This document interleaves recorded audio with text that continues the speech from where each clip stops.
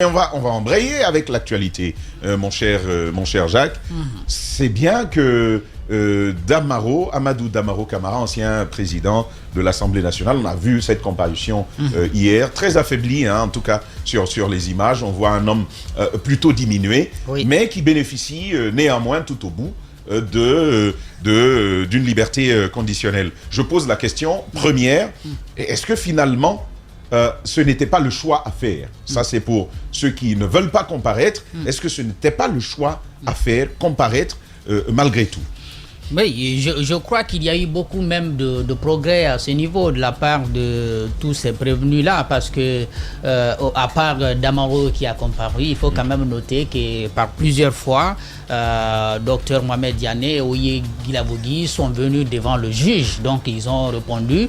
Le seul qui n'a pas pu sortir de son lit de malade ou de sa cellule, c'est le Premier ministre Ibrahima Kassori Fofana, qui a quand même été entendu sur son lit de malade une fois, et je crois la deuxième fois c'était au niveau de la maison centrale. Donc je crois qu'il y a un peu de changement. Et donc Damaro décide de comparaître hier devant la chambre de jugement, où il y a eu deux choses. D'abord une explication assez claire, il faut l'avouer, sur l'utilisation des 15 milliards pour lesquels il est poursuivi avec son ancien questeur Michel Kamano, les deux même, Michel Kamano et puis Zenab Kamara Zefarel. Je crois que le ministre de l'économie et des finances aussi avait des implications dedans. Et donc sur tous ces accusés-là, il n'y avait que lui qui était allé finalement en prison, les autres ayant bénéficié comment on appelle ça, d'un placement sous contrôle judiciaire, Et donc, il y a eu ces explications. Ce qu'on peut finalement retenir, c'est que le détournement dont on parle porterait autour de 9 milliards. Parce que, et lui et Michel Kamano, parce qu'on a écouté Michel Kamano avant, qui disait que on a utilisé une partie, et il y a l'autre partie qui est restée dans les comptes, donc au niveau du trésor, jusqu'au 5 septembre. Ce montant donc qui est resté dans les caisses de l'État se chiffrerait à 6 milliards. Donc 6 milliards de francs guinéens qui sont restés. Maintenant, les 9 milliards ont été utilisés. Bon, il y a une partie qui a été utilisée sur le site, mais il y a une partie qui a été utilisée pour payer les primes. Je crois que c'est 6 milliards. Donc 6 milliards qui ont été utilisés pour payer les primes des députés. Alors, le détournement est à ce niveau-là, puisque l'argent avait été mobilisé pour viabiliser le site qui doit abriter le siège de l'Assemblée nationale de notre pays du côté de Koloma. Bon, viabiliser, ensuite entamer le chantier de construction finalement. Donc, si on suit son explication, le montant qui finalement se trouve dans les liens de toute cette histoire-là, cette poursuite-là, c'est finalement les 6 milliards qui ont été utilisés, non pas sur le site, mais pour payer des primes. Après, il dit c'est parce qu'il n'y avait pas d'argent et puis les gens étaient en difficulté. C'est l'explication qu'avait donnée Michel Kamano lorsqu'il est passé. Donc hier... Et c'est la même explication qu'avait donnée Kim à l'époque, le Chinois. Voilà, le Chinois. Alors... pour la première fois, parce qu'il faut bien le préciser, pour la première fois, il obtient une mise en liberté devant la chambre de jugement.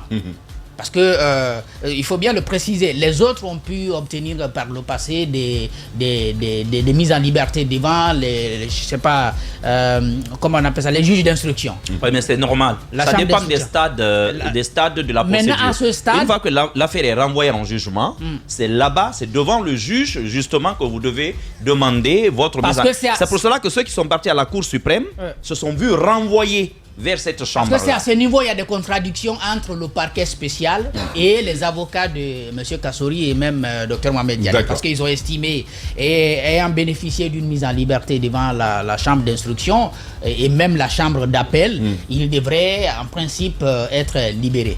Et le parquet dit non, puisque nous sommes devant la chambre de jugement. Maintenant, c'est devant la chambre de jugement qu'il faut demander la mise en liberté. Et si on vous l'accorde, finalement, on peut revoir. Ce qu'on me dit ce matin, c'est qu'en principe, Damaro doit sortir. On est des grandes gueules. Parce que c'est la chambre de jugement qui a ordonné sa mise en liberté. Après, il y a des discussions au sein du parquet. Il semble, selon certaines informations, qu'Ali voudrait interjeter appel. Et non, il faut le dire clairement, c'est en discussion même ce matin. C'est en discussion, ils ne sont pas encore arrivés à une décision finale.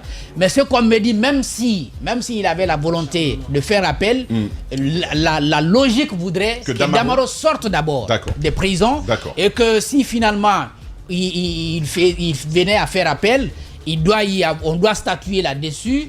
Si finalement il gagne devant la chambre d'appel, comme ça on peut décider de le ramener en prison. Et si ça ne prospère pas, évidemment Damaro reste à la maison et il continue à répondre des questions qui lui sont posées.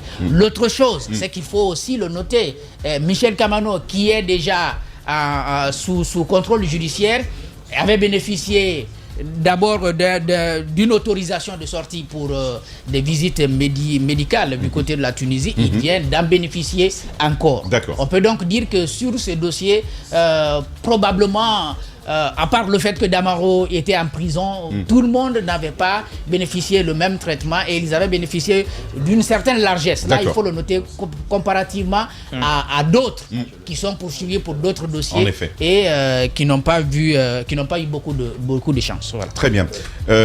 Guiba, vous avez aussi suivi cette actualité-là. Est-ce que finalement, on pouvait s'y attendre à cette décision qui a été prise en chambre de jugement? Oui, tout à fait. C'est un véritable marathon depuis 18 mois. C'est un véritable ping-pong entre la chambre d'abord de l'instruction, ensuite la chambre de contrôle de la CRIEF et aujourd'hui la chambre de jugement. Donc il fallait s'y attendre. Mais sauf que quand Michel Kamano a été placé sous contrôle judiciaire, ensuite il a bénéficié de cette ordonnance de laisser aller se faire soigner. Zé Farel, la même chose. Donc la question avait été posée en demandant effectivement à la justice, mais pourquoi Michel Kamano, qui est poursuivi dans les mêmes liens que Damaro, pourrait bénéficier d'un traitement à la différence de Damaro? Et vous savez, il y a un principe quand même juridique qui dit que les personnes se trouvant dans des conditions semblables et poursuivies pour les mêmes infractions doivent être jugées selon les mêmes règles. Donc aujourd'hui, si Damaro a bénéficié un peu de cette décision de la justice, je pense que ça s'inscrit dans cette dynamique-là.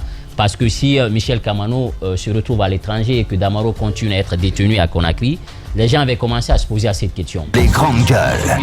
Dans des conditions semblables, donc il devait être jugé selon les mêmes règles. Maintenant, est-ce que le procureur va faire appel? Oui, j'apprends qu'il fera appel. Parce que c'est son droit. Le plus légitime, c'est son droit. Voilà, il faut le rappeler, c'est son droit. Vous avez par exemple l'article 293 qui stipule, je cite, en cas d'appel du ministère public, l'inculpé détenu est maintenu en prison jusqu'à ce qu'il ait été statué dans les délais sur l'appel et dans tous les cas jusqu'à l'expiration du délai imparti. Donc, est-ce qu'il va faire appel? Je pense que la loi balise la voie. Donc, ce que tu essaies d'expliquer, c'est que c'est légal. C'est légal. Qu'il puisse le faire. Qu'il puisse le faire. Même si moi, si aujourd'hui... J'ai quand même perçu parfois une sorte d'acharnement. D'acharnement, voilà. Et ça, on va en venir. Légalement, il peut le faire. Mais sauf que sur le cas, par exemple, de Kassouri Fofana, sur le cas, par exemple, de Mohamed Damaro Camara, sur le cas de... Damaro Camara, pas notre Damaro à l'interne. Voilà. Il a sursauté là où il est. Lui, il n'a déjà pas de cheveux. Voilà. Donc, faut pas lui compliquer la vie. De Amadou Damaro Camara et surtout de Ghané, on disait qu'il y avait un traitement spécial qui leur était réservé par le procureur, très très spécial. Mais aujourd'hui, je pense qu'il va rentrer chez lui. Alors, il y a quand même une chose qu'il faut rappeler, c'est qu'il va être quand même, que vous soyez en détention ou vous soyez placé sous contrôle judiciaire, les deux ont un principe en commun, c'est qu'on vous prive toujours de votre liberté. Voilà, parce que vous prenez par exemple l'article 239, on dit ne pas sortir des limites territoriales déterminées par le juge d'instruction. C'est ce qui lui a été signifié par le juge. Également, on lui dit ne s'absenter pas de son domicile ou la résidence fixée par le juge. Ne pas se rendre en certains lieux ou se rendre que dans les lieux déterminés par le juge, informer le juge d'instruction de tout déplacement, permettre soit au greffe, soit à un service de police, à une brigade de gendarmerie, tous les documents justificatifs de l'identité, donc se soumettre à des mesures d'examen, de traitement ou de soins. Donc ça, voilà un peu ce qui a été fixé par le juge. Donc il rentre chez lui, mais sauf que sa liberté quand même est conditionnée à certaines choses. Donc c'est comme s'il était toujours en détention, sauf que les conditions de détention ne seraient plus les mêmes. Alors ce qu'il faut aussi rappeler, c'est que sur l'argent, puisqu'on parle de 15 milliards, et il faut rappeler que les 15 milliards, c'était la contrepartie de l'État guinéen, dans le cadre un peu de la construction du siège de l'Assemblée nationale. Donc les 15 milliards, c'était d'abord de viabiliser le site, faire la clôture, électrifier, l'adduction d'eau et tout. Donc dans la communication hier de Damaro, il est revenu, il a dit « J'ai été maintenu en détention 18 mois sans aucune preuve ». Alors c'est ce qu'il dit d'abord, sans aucune preuve, et que c'est un crédit que vous amènez à Dieu et un jour, il va vous le récompenser. Donc c'est ce qu'il dit. Il dit « J'ai 71 ans, j'ai été détenu pendant 18 mois en prison ». Et plus loin, il dit, j'ai renoncé à 38 milliards sur mon budget de souveraineté. Ce n'est pas 15 milliards je vais toucher. Et ça, il le dit dans sa communication. Et plus loin, sur l'argent, comment l'argent a été utilisé. Parce qu'il dit que personne n'a demandé à ce qu'on donne les factures. Il dit 750 millions ont été utilisés pour approvisionner le site en eau. 750 millions. Également, il dit 350 millions pour l'électricité du site. 350 millions. Et il poursuivit. Voilà, il poursuivit, il dit 18 mois après, vous n'avez pas cherché à savoir où sont les chèques qui ont été payés. Donc il a posé cette question et maintenant, puisqu'il a été placé maintenant, c'est une liberté provisoire. Et qu'est-ce qui se passe? Le juge a demandé à ce que la BCRG puisse fournir les relevés pour essayer de voir un peu sur les 15 milliards comment l'argent a été... Les grandes gueules. C'est maintenant qu'on demande ça. C'est maintenant que le juge demande ça. C'est ce qui a été demandé. Quand même. Non. C'est pourquoi on a reproché des problèmes à la procédure. Non. Il a été demandé maintenant à la BCRG de fournir les relevés, mais également plus loin, on demande à la SEG et à EDG de fournir eux aussi les factures. Maintenant, on demande aussi à la SEG et à EDG à leur tour de fournir les 18 mois après. 18 mois après. Donc c'est pour vous dire, on avait reproché beaucoup de choses.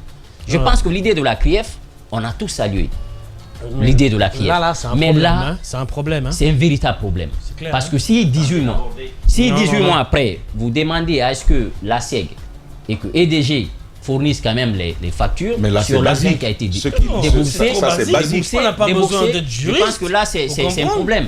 Aussi sur la BCRG, certainement. Oui, mais c'est ça. C'est ce qui s'est passé hier. Ce que tu dis est grave. Et hier, jusqu'à 19h. Je ne voudrais pas... Diba, permets, je te laisse la parole. Je ne voudrais pas qu'on passe dessus comme ça. Ce que tu nous dis, si tout ça est vérifié, c'est dire que depuis 18 mois, il est enfermé et on n'a pas la présence d'esprit à la CRIEF de demander des relevés. Donc l'activité bancaire concernant le compte pour lequel on poursuit des Guinéens, pour lesquels ils sont maintenus en prison pendant 18 mois, on ne demande pas à la BCRG d'apporter des éléments, on ne demande pas à la SEG, on ne demande pas à EDG d'apporter des éléments dessus pour les opposer. Par ailleurs, à Amadou Damaro Camara, c'est grave, Diba, ce que tu dis. Mais voilà ici, la BCRG est invitée à mettre à disposition les relevés bancaires concernant les... Mais ce n'est pas maintenant. C'est pas maintenant qu'il faut faire ça. C'est aussi clair que ça, et je finis rapidement, c'est aussi clair que ça, parce que on dit, EDG et la SEG, tout type de paiement relatif à la fourniture de l'électricité et de l'eau. Donc ça, je pense que là, il y a un problème de mobilisation des preuves, parce que ça avait été dénoncé en amont pour dire, est-ce que les corps de contrôle de l'État ont été mis à profit pour essayer quand même d'apporter, parce qu'à un moment on disait que l'ORDEF fournissait de très bons rapports, et aujourd'hui ce qu'il faut faire, je pense que si cette information est confirmée, parce que c'est sorti hier, à l'issue de la rencontre, c'est sorti hier, si c'est confirmé, c'est qu'il y a un problème. Non, c'est pas qu'il y a un problème, c'est qu'ils seront poursuivis. Justement, il y a un problème on doit les poursuivre si c'est le cas. De confirmation des preuves. Et les preuves sont assez minces, ça avait été dit, et nous on pensait que oui, puisque la défense aussi a ses arguments, peut se défendre, mais aujourd'hui, à là où vont les choses, je pense qu'il faudrait quand même faire très très attention. Il va rentrer chez lui, et le procureur spécial, comme on l'a dit, il a ce droit-là de faire appel et de continuer sur le même process. Maintenant, les regards sont tournés vers Damaro, de Kassori Fofana. par rapport à sa situation. N'oubliez pas qu'ils sont dans la même situation aujourd'hui. Même si quand Damaro est arrivé hier avec ses produits en main, les gens ont dit ah non, c'était juste du cinéma. Voilà, parce qu'il faut toujours continuer. Mais c'est des personnes quand même. Il faut le rappeler. Non, ça il n'avait pas besoin. Il faut le rappeler que. Ça il n'avait pas besoin. Il faut le rappeler que ça fait partie de la communication. La détention. Effectivement. Oui, mais sauf qu'il y a une anecdote. C'est à ce niveau. Il y a un juge qui disait qu'ils sont allés une fois à Sino-Guinéenne, que quand ils sont passés, ils ont trouvé le président Damaro était devant sa salle, mais il ne connaissait pas le juge qui est arrivé. Et quand on a annoncé l'arrivée de la CRIEF, on l'a retrouvé dans son lit de malade avec les installations. Est-ce que c'est ce qu'on nous raconte? Mais c'est à prendre avec des pincettes. Pour être sérieux, ils sont quand même âgés. Justement, très âgés parce qu'il dit qu'il a 71 ans. Je pense que ça, sa détention, à la fin, on finit par craquer. Et la promiscuité fait que vous ne bougez pas assez, vous ne faites pas du sport. Ça a quand même des problèmes sur la santé. Et je vous donne la parole. Le champion de cela, c'est Kofi Alpha Condé lorsqu'il devait aller. C'était à Abu Dhabi, non? Oui, son premier voyage. Il a fait la simulacre. Alors, Moussa me raconte que il sort normalement, il marche normalement. Et dès qu'on met les caméras. Mais dès qu'il voit les caméras, il commence à tanguer. À dandiner. Comme quelqu'un qui va tomber rapidement avant de donner la parole à Daouda. Tout ça fait partie de la stratégie de défense. Ne lui en voulez pas. Mais par contre, les éléments que Djiba est en train de relever, si ces éléments sont probants, c'est grave. Et ce n'est pas maintenant que ce débat-là est soulevé. C'est vieux. Il vous souviendra sur le fait que et les avocats et beaucoup de gens à l'époque, et même les accusés à l'époque, ils avaient eu des brides de communication où ils avaient dit qu'on nous a enfermés sans pour autant avoir la possibilité de prouver les raisons pour lesquelles nous sommes là. Que la CRIEF n'avait pas les preuves matérielles. Il n'y a pas eu d'opposition contradictoire. Et donc, si aujourd'hui, nous en arrivons là, je ne suis pas juriste pour connaître la suite, mais je crois que c'est grave. C'est grave, d'autant plus que l'institution qui est la CRIEF a été une institution qui a été chaleureusement accueillie dans notre pays, d'ailleurs très chaleureusement accueillie dans notre pays. Les gens qui avaient été inculpés à l'époque ne bénéficiaient pas de la largesse du peuple, et plus étant et des anciens gouvernants, et tout le monde sait dans quel état ce pays il est, donc on a dit normal qu'il devait passer devant la justice. Donc on estime que de toutes les façons, lorsque vous avez géré un pays à un certain niveau, vous êtes justiciable parce que vous êtes comptable. Ça c'est bon. Mais de là à en venir là, j'ose encore croire que ce n'est pas vrai. En tout cas, ce qui est en train d'être prouvé. Que c'est pas maintenant qu'on demande à ces instances-là de prouver qu'effectivement il y a des factures de paiement qui existent pour des montants qui sont incriminés à des gens qui ont fait 18 mois déjà en prison. J'ose croire vraiment... Non. Je pense donc... J'ose croire absolument. Que c'est pas vrai. C'est clair. Mais ça, ce serait la faute du parquet et non de la chambre de jugement. Parce qu'elle reçoit le dossier que ce soit, qui a été instruit. Écoute-moi. C'est toi qui fais la différence parquet, jugement et truc. Voilà. C'est passé en instruction. C'est passé en instruction. Vous là. C'est passé en instruction. Et à l'instruction, c'est des juges. Et qui ont le pouvoir de mobiliser n'importe quel OPJ justement pour éclairer cette affaire-là. Si ce qu'on dit est vrai, c'est que ces magistrats-là, moi ça me pose un problème. C'est grave. Voilà. Le parquet, quand le parquet... Et ils auraient pu décider de le libérer dès la chambre d'instruction. Non, même pas libérer, même pas ça. Il va falloir les poursuivre pour insuffisance professionnelle, si c'est le cas. Là, c'est même pas ça. Si les éléments apportés déjà, à la fois par le procureur et par ceux-là, les enquêteurs que le juge d'instruction lui-même a commis à la tâche ne rapportent pas de preuves suffisantes, il a bien le droit de classer ce dossier et de renvoyer libre le prévenu ou l'accusé. Mais je me demande comment le dossier est arrivé jusqu'à la chambre de jugement. C'est pourquoi je vous dis... Et ce n'est pas le premier prévenu dans le dossier. Oui, mais c'est pour cela que je dis que pour le moment, je suis prudent. Parce que là, nous n'avons qu'une seule version. Attention. Très bien. Voilà. Parce que c'est quand même... Si c'est vrai que c'est une telle bêtise est passée à tous les niveaux. Ce que Djiba vient de dire, ça a été publiquement dit. Ça a été publiquement dit. Donc on a toujours dit, c'est un discours quand même dominant aujourd'hui dans notre pays. Depuis cette CRIEF a montré certaines limites par rapport à la mobilisation des preuves. Et ça, il faut le dire. Attention. Très bien. Djiba, crois-moi, je sais de quoi je te parle. Je t'ai dit, ils l'ont dit à la barre. Pour le moment, on n'est même pas encore en contre-interrogatoire. Le procureur, lui, n'est même pas encore... On ne sait pas. C'est une partie qu'il a dit. J'ai dit d'être prudent. Très bien. Un procès, ça ne fait que commencer. C'est pour voilà. ça. Comme je le dis, si cela est avéré, à mon avis, il revient à M. Amadou Damaro. D'ailleurs, quand il sera relaxé de poursuivre, c'est son droit. Et même de poursuivre l'État. Pas seulement les magistrats, mais même de ça, c'est d'ailleurs une évidence aujourd'hui que toutes ces interrogations interviennent. Parce que moi, j'ai trouvé quand même un Damaro bien serein. Malgré tout le temps passé en prison.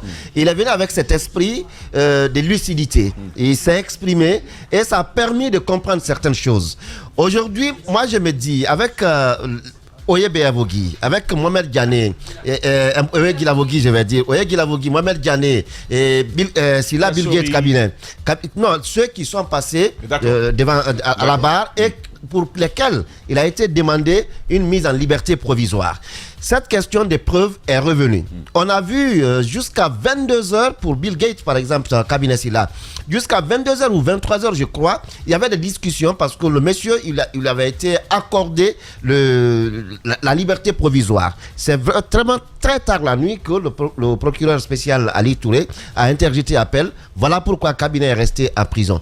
Il en a été la même chose pour Oye Guilavogui, il en a été la même chose pour Mohamed Diané. Moi, je crois aujourd'hui, la question pour tous les citoyens guinéens, c'est de savoir ce dont on accuse ces personnes. Comment exhiber aujourd'hui les preuves tangibles? Parce que tant qu'on n'exhibe pas les preuves tangibles, on est quand même amené à dire que leur détention n'avait absolument rien à voir avec une procédure judiciaire, mais plutôt avec une procédure d'anéantissement. Je me le dis ainsi, d'anéantissement de ceux qui pouvaient constituer ou de ceux qui peuvent constituer comme un danger, un musulman de la classe politique influente.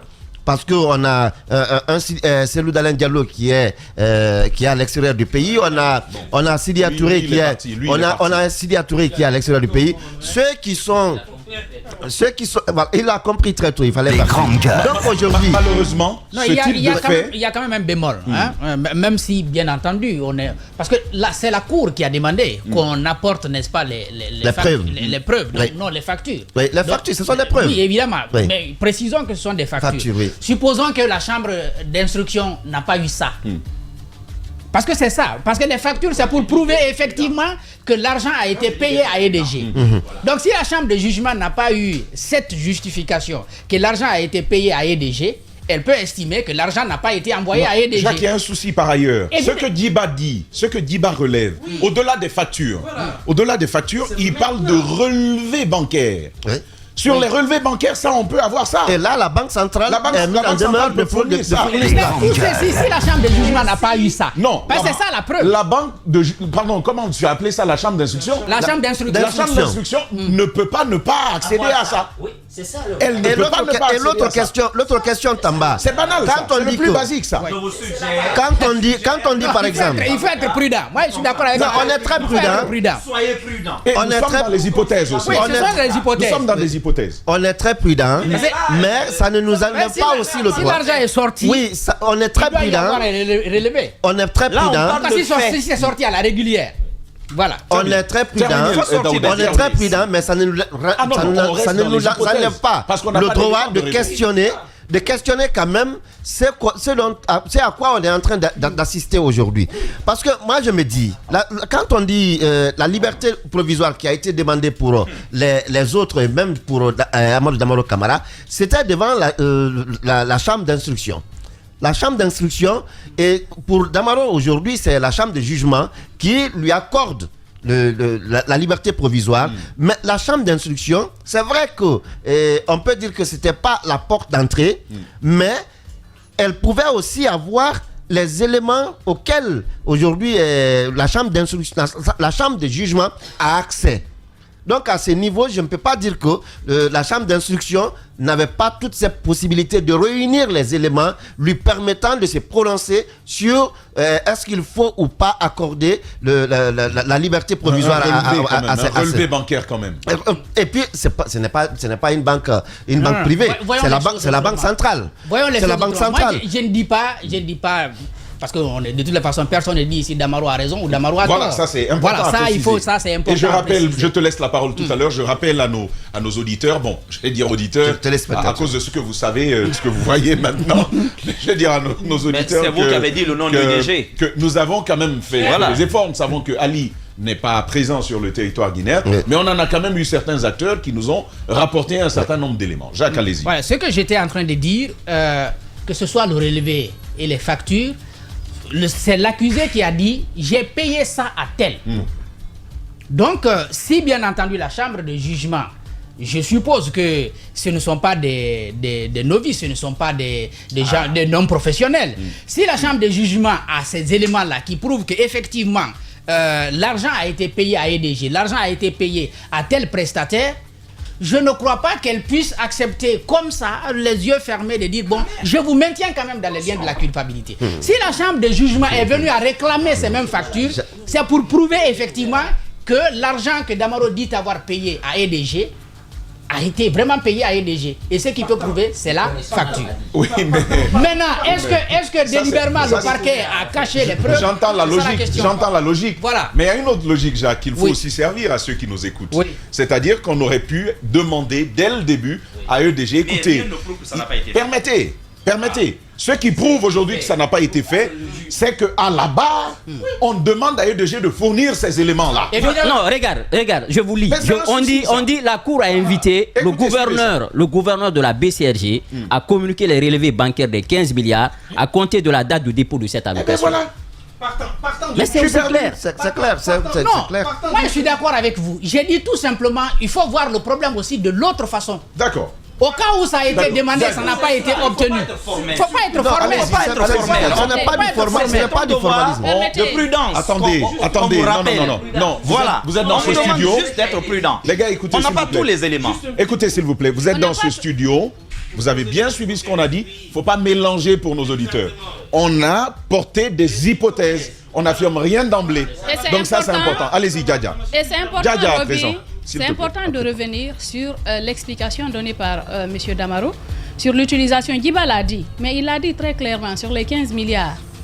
Il a expliqué, par exemple, il parle de 6 milliards qui se trouvent donc dans un compte à la Banque centrale. C'est la Banque centrale de la République de Guinée. Il ne peut pas dire ça comme ça. Et puis il parle sur les 15 milliards, 6 milliards. Ensuite, il parle de 3 milliards pour la réalisation de la clôture et quelques travaux. Ça, il doit y avoir des pièces justificatives, normalement, qui doivent être... Parce que c'est pas je veux dire, le gouvernement qui contrôle la gestion des fonds de l'Assemblée. Les pièces justificatives sont normalement déposées à la Cour des comptes. Est-ce si difficile de vérifier cela? Pourquoi demande-t-on maintenant là, à la Banque centrale de fournir des pièces pour quelqu'un qui a été arrêté il y a 18 mois? Peut-être, c'est des questions que nous posons. Ça ne remet pas en cause, par exemple, le travail qui a été fait par la Cour. Mais je suppose que ce ne sont pas des amateurs qui sont là. Parce que si à la fin, on garde Damaro pour 18 mois, après pour le libérer, pour l'acquitter par la suite, je pense que ce serait très grave pour la CRIEF. J'espère qu'on ne va pas en arriver là. Roby, si tu permets que je termine, hein. Il a parlé des 3 milliards pour quelques... Et puis 6 milliards... Turbulence, Roby. 6 autres milliards, comme il explique, pour le paiement des primes des députés. Vous allez m'excuser, je n'ai pas mes lunettes aujourd'hui, donc c'est un peu compliqué. Et puis il y a la gestion des subventions. Allez, non, tu peux pas... Non, mais il me menace. Je peux pas porter tes lunettes, donc c'est bon. Djiba, tu peux lui passer tes lunettes. C'est pas le même numéro, voilà. Et puis, il parle des 6 autres milliards pour le paiement des primes des députés. Et puis, la gestion des subventions de l'Assemblée nationale, comme il le dit, n'est pas contrôlée par l'exécutif. C'est la Cour des comptes, comme il l'a dit, qui reçoit les pièces justificatives. Il suffit d'aller vérifier au niveau de la Cour des comptes. Et je pense que ça, c'est un travail qui aurait pu être fait en amont, pas maintenant, là, en quelque sorte. En plus, par ailleurs, il parle d'une partie des 15 milliards qui a été utilisée aux primes des députés, c'est-à-dire 6 milliards. La subvention n'est venue qu'au mois d'août, donc il a en quelque sorte, il fallait donc laisser le site, il fallait pas laisser le site comme ça. Il a pris de l'argent. Est-ce qu'on peut parler de détournement? Parce qu'il a pris un montant qui n'était pas alloué justement à la réalisation des travaux en attendant que cette subvention-là puisse tomber. De toutes les façons, je pense qu'on ne peut pas, comme on l'a dit, c'était la crainte de beaucoup de personnes, de l'opinion, qu'on ne parte pas sur du m'as-tu vu, qu'on ne parte pas sur, qu'on n'agisse pas par tâtonnement, qu'on arrête des gens et que par la suite on se mette à chercher des pièces justificatives, qu'on ne fasse pas de l'arrestation arbitraire, qu'on ne politise pas ces dossiers-là. Parce que quand vous voyez un Damaro, c'est quelqu'un quand même, mais je pense qu'il peut effrayer la jeune. Pourquoi? Parce que Damaro, c'est quelqu'un qui est connu. Il a dit on est trop gros pour être mis à côté. Pourquoi peut-être? Là, je mets ça entre guillemets parce que quand on parle de pourquoi on le craindrait, c'est quelqu'un qui a quand même participé au coup d'État de 85 et qui a fait de la prison à cause de cela.